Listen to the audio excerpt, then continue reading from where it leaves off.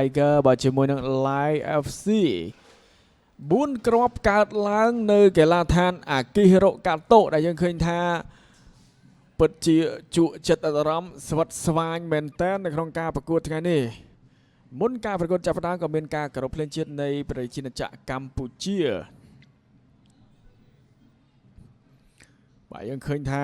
ការកាយបាល់ដំបងបាទចេញពី Live FC ឱកាសគ្រាប់បាល់ដំបងរបស់អង្គរ Tiger កន្លែងនេះហើយជះបាល់ទៅណាមិនឆ្ងាយឃ្លៀមកបាទគឺបាទកាត់បាទពីហាន់ទីហើយក៏បាទថែមបញ្ចូលទីរបស់ Nu Chen Magra មួយជើងស្ដាំប៉ាំងផ្លឹបតែម្ដងបង្កើតគណនីគ្រាប់បាល់ដំបងឲ្យអង្គរ Tiger នាំមុខ1-0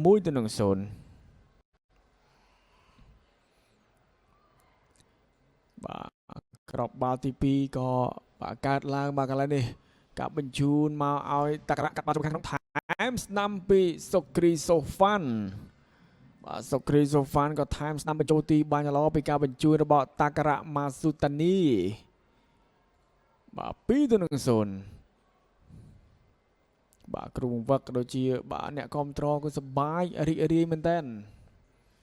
ឱកាសទៅជាថ្មីការកាត់បាល់ចូលមកខាងក្នុងក៏ជះបាល់បាទចេញទៅខាងក្រៅពីរុនចុងមីងឱកាសកន្លែងនេះរបស់ Live FC វានឹងមានក្របបាល់ដែរបាទប៉ុន្តែបាទយើងឃើញថាការទាត់មិនចំបាល់មកពីគូសុភ័ក្រ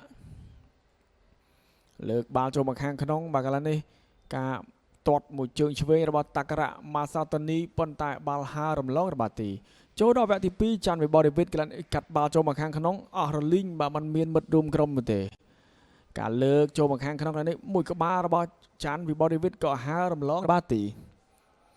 ការលើករបស់តក្ករៈម៉ាស៊ូតានីកន្លែងនេះស្អាតមែនទែនក៏សំកាំងមកពីក្រោយតែបញ្ចូលទីរបស់បាទម៉ាកគូរីតា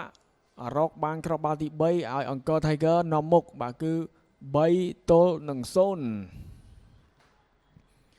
បាទកន្លែងនេះឱកាសនៃការរកគ្រាប់បាល់របស់ Live FC បាទទៅណាមិនឆ្ងាយបាទ clear ហើយក៏កឹបមួយសិនពីគីមហេយុនស៊ូ clear ក៏មិនផុតទាត់ស្ដាំចូលមុំទូចបញ្ចប់ទីបានយ៉ាងល្អនឹង3កាន់តែមានកម្ដៅកើតឡើងការលើកបាល់ចូលមកខាងក្នុងកន្លែងនេះបាទ Edu Hypolito បាទជាសុទ្ធហើររំលងរបស់ទីឆ្ងាយមែនតើ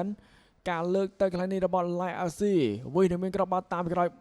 2គ្រាប់ទៅហើយប៉ុន្តែជួយបានពីយីប៊ុនហេង